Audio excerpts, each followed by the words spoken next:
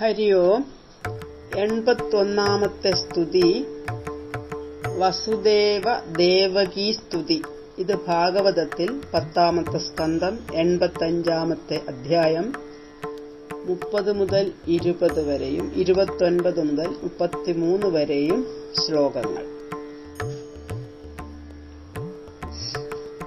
ഒരിക്കൽ തന്റെ സമീപം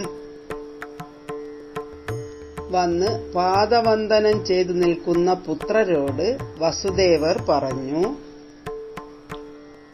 കൃഷ്ണ കൃഷ്ണ മഹായോഗിൻ സംഘർഷണ സനാതന ജാനേ വാമസ്യ യഃ സാക്ഷാത് പ്രധാന പുരുഷോ പരോ യത്ര യേന യതോ യസ്യ യസ്മൈ യത് യത് യഥാ യഥാ സ്യാദിദം ഭഗവാൻ സാക്ഷാത് പ്രധാന പുരുഷേശ്വര ഏതന്നാനാവിധം വിശ്വമാത്മസൃഷ്ടമധോക്ഷജ ആത്മനാനുപ്രവശ്യാത്മൻ പ്രാണോ ജീവോ ബിഭർഷ്യജ പ്രാണാദീനാം വിശ്വസൃജാം ശക്തയോ യാ പരസ്യത പാരതന്ത്ര്യാദ്വൈസാദൃശ്യാത് ദ്വയോശ്ചേഷ്ടൈവ ചേഷ്ടതാം കാന്തിസ്തേജ പ്രഭാസത്ത ചന്ദ്രാഗ്ന്യർക്കക്ഷവിദ്യുത യസ്ഥൈര്യാംബുഭൃതാം ഭൂമിർവൃത്തിർഗന്ധോർത്തതോ ഭവാൻ തർപ്പണം പ്രാണനമപാം ദേവത്വം താശ്ച തദ്രസ ഓജസ്സഹോബലം ചേഷ്ടാ ഗതിർവായോസ്തവേശ്വര ദിശാം ത്വമവകാശോസി ദിശഖം സ്ഫോടാശ്രയ നാദോ വർണ്ണസ്ത്വമോങ്കാര ആകൃതീനാം പൃഥക്കൃതി ഇന്ദ്രിയന്ത്യുദ്രിയാണാം ത്വം ദേവാശ്ച തദനുഗ്രഹ അവബോധോ ഭവാൻ ബുദ്ധേർജീവസ്യാനുസ്മൃതിഃ സതി ഭൂതാനാമസി ഭൂതാദീന്ദ്രിയാണാം ച തേജസ വൈകാരികോ വികൽപ്പാനാം പ്രധാനമനുശായിനാം നശ്വരേഷ്വിഹ ഭാവേഷു തദസി ത്വമനശ്വരം യഥാ ദ്രവ്യവികാരേഷു ദ്രവ്യമാത്രം നിരൂപിതം സത്വം രജസ്തമൈതി ഗുണാസ്തദ്വൃത്തയശ്ചയാ തുയ്യദ്ധ്യാ ബ്രഹ്മണി പരേ കൽപ്പിതാ യോഗമായയാ തസ്മാന്ന സന്ധ്യമീ ഭാവായർഹി ത്വയി വികൽപ്പിതാഃ ത്വം ചാമിഷു വികാരേഷു ഹ്യന്യതാ വ്യാവഹാരികാ ഗുണപ്രവാഹയേതസ്മിന്നബുധാസ്ത്വാഖിലാത്മനാ ഗതിം സൂക്ഷ്മാവബോധേന സംസരന്തീഹ കർമ്മഭി യദൃച്ഛയാ നൃതാം പ്രാപ്യ സുകൽപ്പാമിഹ ദുർലഭാം സ്വാർത്ഥേ പ്രമത്തസ്യ വയോഗതം ത്വന്മായയേശ്വര അസാവഹം മമൈവൈതേ ദേഹേ ചാസ്യാന്വദാദിഷു സ്നേഹപാശേ നിബദ്ധാതി ഭവാൻ സർവമിദം ജഗത്തെ യുവാംനന സുതോ സാക്ഷാത് പ്രധാന പുരുഷേശ്വരോ ഭൂഭാരക്ഷത്രക്ഷപണ അവതീർണ തഥാത്കഃ തത്തേ ഗതോസ്മ്യരണമദ്യമദാരവിന്ദം ആപന്ന സംസൃതി ഭയാപഹമാർത്തബന്ധോ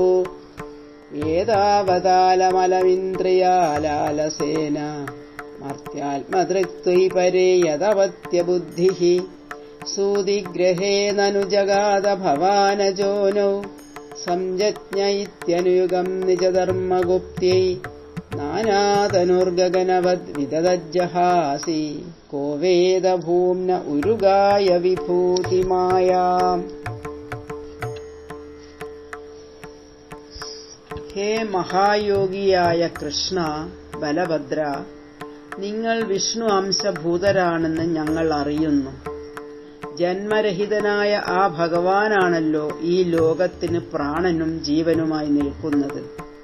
സത്വാദിയായ ഗുണങ്ങൾക്കാധാരമായ ഭഗവാൻ ഭൂഭാരം തീർക്കാൻ അവതരിച്ചിരിക്കുന്നവരാണല്ലോ നിങ്ങൾ. അതിനാൽ സംസാരദുഃഖം ഹരിക്കുന്ന നിങ്ങളുടെ പാദം ഞാൻ കുമ്പിടുന്നു. അങ്ങയുടെ മായാശക്തി ആരും അറിയുന്നില്ല. കൃഷ്ണൻ വിനയത്തോടുകൂടി പറഞ്ഞു: അച്ഛാ, മക്കളെപ്പറ്റി അങ്ങ് പറഞ്ഞത് വാസ്തവം തന്നെ. ഞാനും ജ്യേഷ്ഠനും ഈ ദ്വാരകാ നിവാസികളെല്ലാം ബ്രഹ്മമാണെന്നറിയുക. പഞ്ചഭൂതങ്ങളാൽ നിർമ്മിതമായി കാണപ്പെടുന്നതൊന്നും വാസ്തവമല്ല. ഇതെല്ലാം കേട്ട് വസുദേവർ മൗനം ഭജിച്ചു.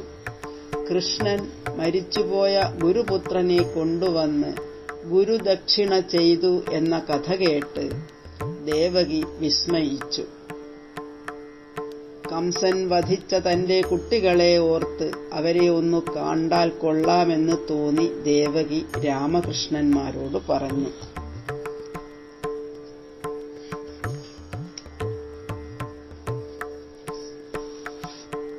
ദേവക്യുവാച രാമ രാമ പ്രമേയാത്മൻ കൃഷ്ണയോഗേശ്വരേശ്വര വേദാഹം വാ വിശ്വസൃജാമീശ്വരാവാദിപൂരുഷോ കാലവിദ്വസ്തതത്വസത്വാനാം രാജ്ഞാമുച്ഛാസ്രവർത്തിനാം ഭൂമേർഭാരായമാണാനാം അവതീർണോ കിലാദ്യമേ യസ്യാംശാംശാംശഭാഗേന വിശ്വോത്പത്തിലയോദയ ഭവന്തി കില വിശ്വാത്മംസ്തം ത്വാദ്യാഹം ഗതിം ഗതാ ചിരാന്മൃതസുതാദാനീ ഗുരുണാ കാലചോദിതോ ആനിന്യതു പിതൃസ്ഥാനാത് ഗുരവേ ഗുരുദക്ഷിണാം തഥാ മേ കുരുതം കാമം യുവാം യോഗേശ്വരേശ്വരോ ഭോജരാജഹതാൻ പുത്രൻ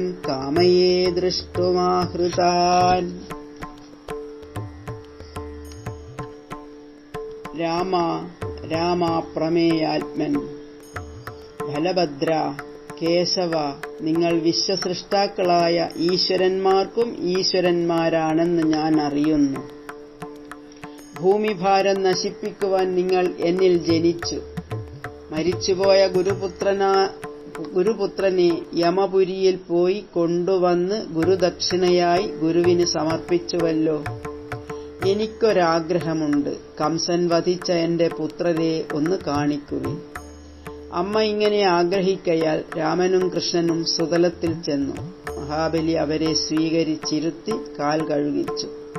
വസ്ത്രഭൂഷണങ്ങൾ, ചന്ദനം എന്നിവ നൽകി പൂജിച്ചു. സാഷ്ടാംഗം നമസ്കരിച്ചു. തൃപ്പാദം കഴുകിയ പാദതീർത്ഥം ശിരസിൽ ധരിച്ചു. ഭഗവാൻ പറഞ്ഞു, ഒന്നാം മനുവിന്റെ കാലത്ത് മരീചിക്ക് 6 പുത്രരുണ്ടായി.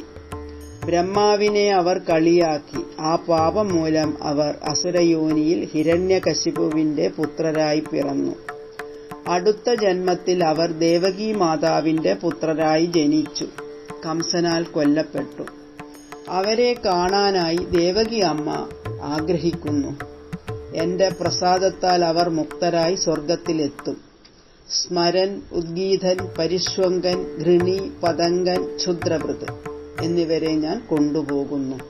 മഹാബലിയുടെ സത്കാരമേറ്റ് ബാലകരുമൊത്ത് രാമകൃഷ്ണന്മാർ ദേവകിയുടെ സവിധത്തിലെത്തി. ദേവകി ബാലകരെ കണ്ട് സന്തോഷാതിരേകത്താൽ അവരെ മടിയിലിരുത്തി മുലയൂട്ടി വീണ്ടും വീണ്ടും ചുംബിച്ചു. ഭഗവാൻ കുടിച്ചതിന്റെ ശേഷമുള്ള അമൃതമയമായി തീർന്ന ആ മുലപ്പാൽ കുടിച്ചതിനാൽ അവർ പൂർവ്വസ്മരണയുള്ളവരായി.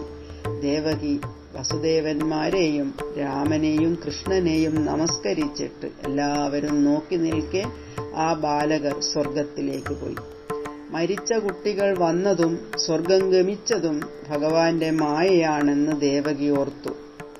പരമാത്മസ്വരൂപനായ ഭഗവാന്റെ കഥകൾ കേൾക്കുകയോ കേൾപ്പിക്കുകയോ ചെയ്യുന്ന പുണ്യാത്മാവ് കാലാതിഭയങ്ങളില്ലാത്ത ഭഗവാന്റെ പുണ്യസ്ഥാനം പ്രാപിക്കും. ഓം നമോ ഭഗവതേ വാസുദേവായ.